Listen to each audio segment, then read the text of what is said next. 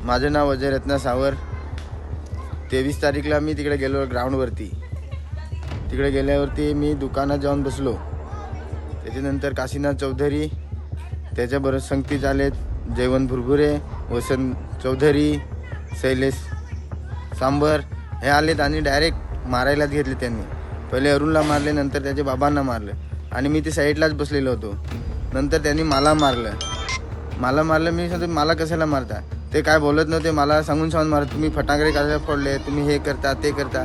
बरं आम्ही काय केले असे करून मला मारलं त्यांनी ना। मग मला तो बोलत होता मी काय सांगतो साधू मारलेत काय, असं सांगून मला मारत होता। मी काय त्यांना काय बोललोच नाही। मग मी त्यांच्या हातातून निघून पळाला। साधू हत्याकांडानंतर चर्चेत आलेले कथित आरोपी काशीनाथ चौधरी पुन्हा एकदा वादाच्या भोवऱ्यात सापडले आहेत। काशीनाथ चौधरी यांच्यासह 4 जणांविरोधात कासा पोलीस ठाण्यात हिंसाचाराचा गुन्हा दाखल करण्यात आला आहे।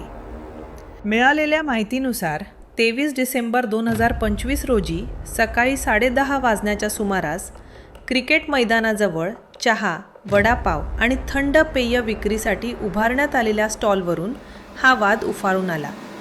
यावेळी अजय सावर आणि त्यांचे भाऊ राहुल सावर स्टॉलजवळ उपस्थित होते।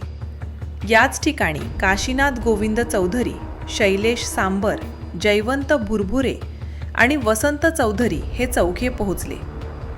इथे स्टॉल कसा लावला असा सवाल करत त्यांनी वाद घालण्यास सुरुवात केली। स्टॉल इतरांनीही लावल्याचे सांगितल्यानंतर वाद अधिक चिघळला आणि प्रकरण थेट शिवीगार व मारहाणीपर्यंत गेले असा आरोप फिर्यादीकडून करण्यात आला आहे। फिर्यादीच्या म्हणण्यानुसार जयवंत भुरभुरे आणि काशीनाथ चौधरी यांनी लाकडी बांबूच्या दांडक्याने अजय सावर यांच्या हातावर, पायावर आणि पाठीवर जोरदार मारहाण केली, तर इतर आरोपींनी हाताने मारहाण करत जीवे मारण्याची धमकी दिल्याचा गंभीर आरोप आहे। या हल्ल्यात अजय सावर वय 26, व्यवसाय ड्रायव्हर हे गंभीर जखमी झाले असून त्यांच्यावर कासा उपजिल्हा रुग्णालयात उपचार करण्यात आले। या झटापटीत सखाराम मिसाळ यांनाही दुखापत झाल्याची माहिती समोर येत आहे। उपचारानंतर अजय सावर यांनी कासा पोलीस ठाण्यात तक्रार दाखल केली असून त्यानुसार 4 जणांविरोधात गुन्हा दाखल करण्यात आला आहे। या प्रकरणी कासा पोलिसांकडून पुढील तपास सुरू असून काशीनाथ चौधरी यांची दहशत वाढत असल्याने परिसरात भीतीचे वातावरण पसरल्याचे नागरिकांकडून सांगितले जात आहे।